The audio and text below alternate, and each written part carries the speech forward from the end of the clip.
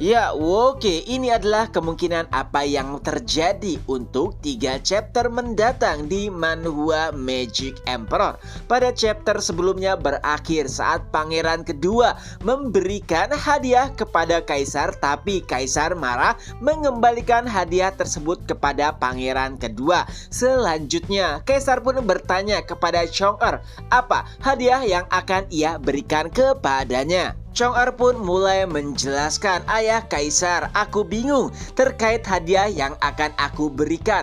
Kau memiliki segala sesuatunya di dunia ini. Lalu kaisar pun menanggapinya, apa? Jadi kau tidak memiliki hadiah untukku? Chong-er kembali menjawab, tidak, bukan seperti itu. Baiklah, aku agak sedikit malu. Sebelumnya aku telah mempelajari tarian dari seorang guru yang hebat. Jadi aku akan mempersembahkan tarian tersebut. Ya, Chong-er pun mulai berdansa, tapi dengan tubuh besarnya itu merupakan pertunjukan yang sangat menakutkan. Kaisar yang sudah muak dengan tarian tersebut bahkan mulai menghentikannya.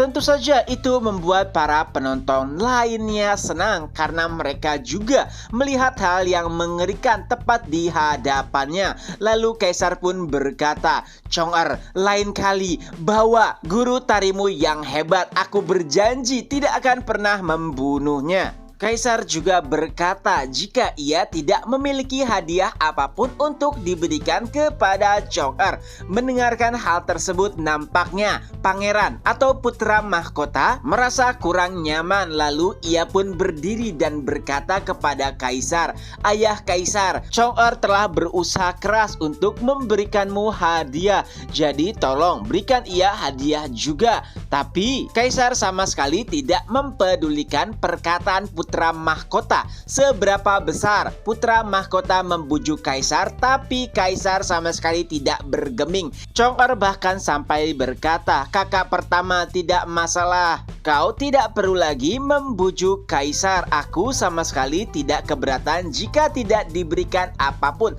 Tapi nampaknya pangeran putra mahkota malah menjadi kesal di dalam hatinya. Ia mengingat benar perkataan ayahnya beberapa saat yang lalu, yang artinya kaisar tidak membutuhkan apapun di dunia, yang artinya karena Chong-er tidak diberikan hadiah sedangkan dua pangeran lainnya diberikan hadiah, itu artinya kemungkinan besar Chong-er adalah calon penerus kaisar. Walaupun belum tentu terjadi, tapi memikirkannya saja tentunya membuat putra mahkota kesal. Setelahnya, para pejabat dan 8 rumah utama mulai memberikan hadiah kepada kaisar.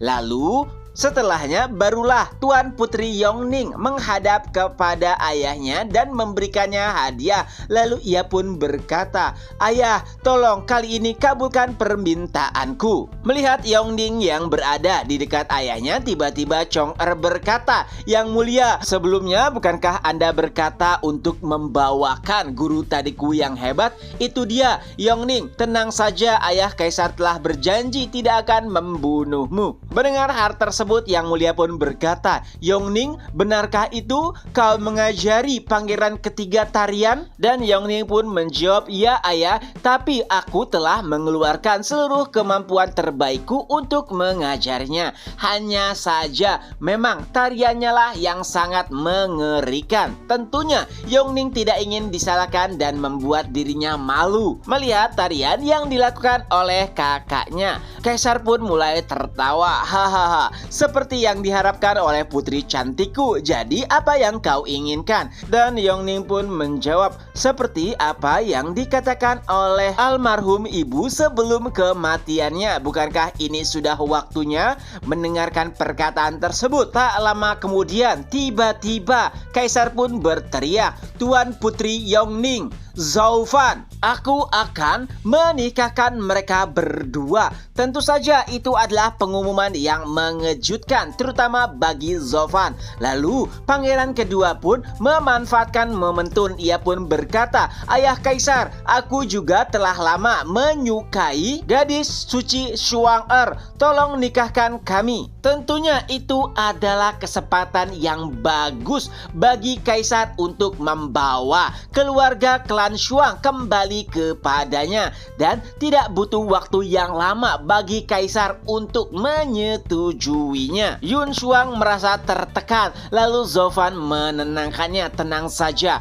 kau akan tetap menjadi milikku. Di lain sisi, terlihat dua orang penjaga yang berada di ranah visi dewa sedang membuka gerbang satu persatu. Hingga saat gerbang terakhir terbuka, nampaklah seseorang. Ya, itu adalah Gu Santong. Penjaga itu pun berkata bahwa kaisar memerintahkannya untuk menghadapi seseorang. Tentunya itu adalah permintaan yang sedikit aneh. Setelah 300 tahun dikurung, ini pertama kalinya kaisar memerintahkannya untuk melawan seseorang. Tapi awalnya Gu Santong tidak terlalu suka. Tapi para penjaga tersebut berkata, kaisar berjanji akan menaikkan makanan Anda bahan tingkat 3 setiap hari dan bahan tingkat 4 setiap akhir pekan. Mendengar hal tersebut, Gu Santong pun menanggapinya, baiklah, tapi jadikan bahan tingkat 3 setiap hari dan bahan tingkat 5 setiap akhir pekan, tidak bahan tingkat 6 setiap akhir pekan. Para penjaga tersebut pun hanya terdiam karena pada akhirnya keputusan berada di tangan kaisar. Kembali ke aula. Semua orang masih terkejut dengan dekret yang baru saja dikeluarkan oleh kaisar, yaitu menikahkan Zovan dengan Putri Yongning dan menikahkan pangeran kedua dengan Chuang-er. Mendengar hal tersebut tentu saja membuat Luo Yunchang sangat kesal. Ia sudah lama menaruh hati kepada Zovan, tapi tiba-tiba seseorang merebutnya. Lalu Zovan pun mulai berkata, "Yang mulia, tolong maafkan aku, tapi aku dengan Nona Chuang-er sudah saling cocok. Jadi aku tidak akan menikahi siapapun kecuali dengannya." Mendengar perkataan Zovan, Yongning langsung menanggapinya. "Tapi aku tidak pernah melihat kalian berdua terlihat sangat dekat. Padahal aku juga sering bermain di kediaman klan Luo." Nah, pada titik ini akhirnya Zovan menjelaskan saat insiden di mana ada seorang gadis di kamarnya itu adalah Chuang-er. Tentu saja info tersebut mengejutkan semua orang. Chuang-er sendiri bahkan wajahnya mulai memerah mengetahui hal tersebut. Luo Yunchang dan juga Yongning menjadi cemburu.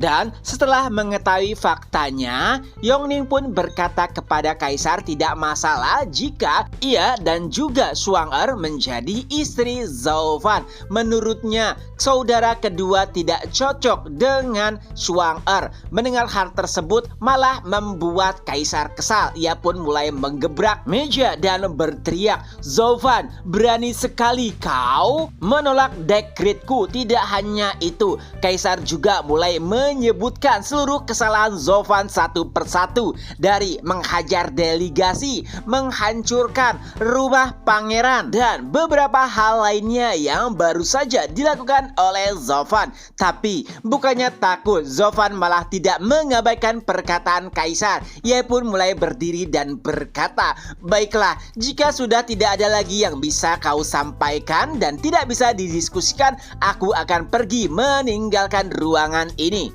Melihat tingkah Zovan, kaisar kembali berkata, "Berhenti.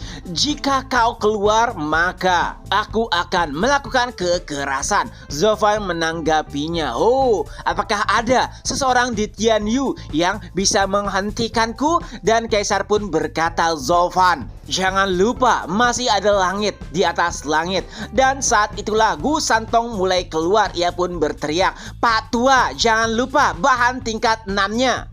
Dan setelahnya, bam, tinju kecilnya menghantam Zovan dan tentunya itu membuat Zovan terpental. Semua orang yang menyaksikan hal tersebut langsung terkejut, apalagi utusan Quan Rong. Mereka pun mulai bergumam, menghadapi monster Zovan saja sudah sangat merepotkan.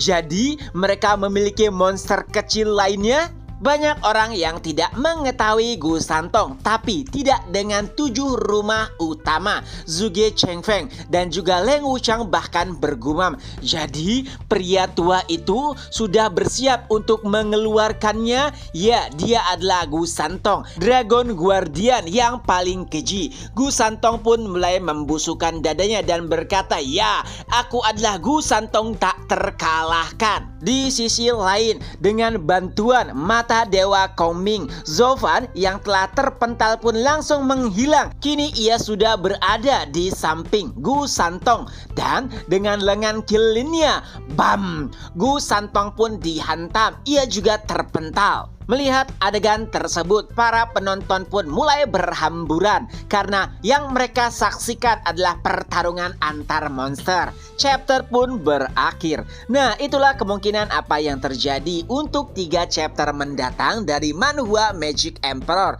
Tentu saja ceritanya bisa lebih panjang dari apa yang Mimin ceritakan atau bahkan lebih pendek. Itu saja dulu, ketemu lagi di next video. Bye-bye.